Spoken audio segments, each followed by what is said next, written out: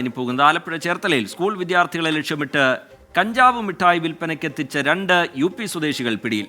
2000-ലധികം കഞ്ചാവ് മിഠായികൾ ഇവരിൽ നിന്ന് പിടിച്ചെടുത്തിട്ടുണ്ട്. മനീഷ് മഹിബാൽ ചേരുന്നുണ്ട് വിവരങ്ങളുമായി ആലപ്പുഴയിൽ നിന്ന്. മനീഷ്, സ്കൂൾ കുട്ടികളെ ലക്ഷ്യമിട്ടാണ് ഇവരുടെ പ്രവർത്തനമെന്ന് മനസ്സിലാക്കുന്നു. എന്താണ് പോലീസ് ഇതുമായി ബന്ധപ്പെട്ട് പറയുന്നത്? ഇവർ വലയിലായത് എങ്ങനെയാണ്? കൂടുതൽ പേർ ഈ സംഘത്തിലുണ്ടോ മനീഷ്?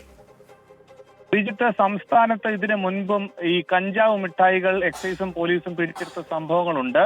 ഈ സ്കൂൾ തുറക്കുന്നതിന് മുന്നോടിയായിട്ടാണ് ആലപ്പുഴ ചേർത്തല എക്സൈസ് സർക്കിൾ ഈ ചേർത്തല അരൂർ ഭാഗങ്ങളിൽ ഒരു കിട്ടിയ രഹസ്യ വിവരത്തിന്റെ അടിസ്ഥാനത്തിലായിരുന്നു ഇന്ന് രാവിലെ മുതൽ ഉച്ചവരെ പരിശോധന നടത്തിയത്.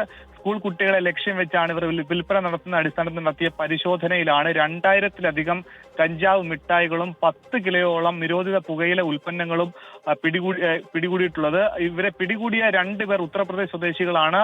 അത് ശാന്ത് രവീന്ദ്രദാസ് നഗർ ജില്ലയിലെ ബദോഹി താലൂക്കിൽപ്പെട്ട രാഹുൽ സരോജ്, ഒപ്പം ഇയാളുടെ ബന്ധു കൂടിയായിട്ടുള്ള സന്തോഷ് കുമാർ എന്നിവരെയാണ് എക്സൈസ് അറസ്റ്റ് ചെയ്തിട്ടുള്ളത്. ഇവർ കുട്ടികൾക്ക് ഇത് വിതരണം ചെയ്തിട്ടുണ്ടോ എന്ന് എക്സൈസ് പരിശോധിച്ചു വരികയാണ്. ഈ കേസ് പോലീസിന് കൂടി കൈമാറും. കാരണം ഇവർ ഇവിടെ എത്തിയിട്ട് ഒരാഴ്ചയായിട്ടുണ്ട്. ട്രെയിൻ മാർഗമാണ് ഈ മിഠായികൾ കൊണ്ടുവന്നിട്ടുള്ളത്. ഒപ്പം തന്നെ നിരോധിത പുകയില ഉൽപ്പന്നങ്ങളും ഇത് ആലുവയിൽ നിന്ന് കൊണ്ടുവന്നിട്ടുള്ളതാണെന്ന് മനസ്സിലായിട്ടുണ്ട്.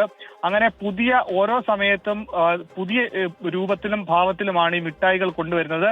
ഇവർ വന്ന ദിവസം മുതൽ ഇത്രയും ദിവസത്തിനുള്ളിൽ ആർക്കൊക്കെ ഈ മിഠായികൾ കൈമാറിയിട്ടുണ്ട്, മുതിർന്നവർക്കാണോ സ്കൂൾ കുട്ടികൾക്കാണോ കൈമാറിയത് അടക്കമുള്ള കാര്യങ്ങൾ പരിശോധിക്കും. നിലവിൽ എക്സൈസ് സംഘം ഇവരെ ചോദ്യം ചെയ്തു വരികയാണ്. ശരി, മനീഷ് മഹിബാൽ ആലപ്പുഴയിൽ നിന്ന് വിവരങ്ങൾ നൽകുകയായിരുന്നു. ചേർത്തലയിലാണ് സ്കൂൾ വിദ്യാർത്ഥികളെ ലക്ഷ്യമിട്ട് കഞ്ചാവ് മിഠായി വിൽപ്പനയ്ക്കെത്തിച്ച 2 UP സ്വദേശികൾ എക്സൈസിന്റെ പിടിയിലായിരിക്കുന്നത്.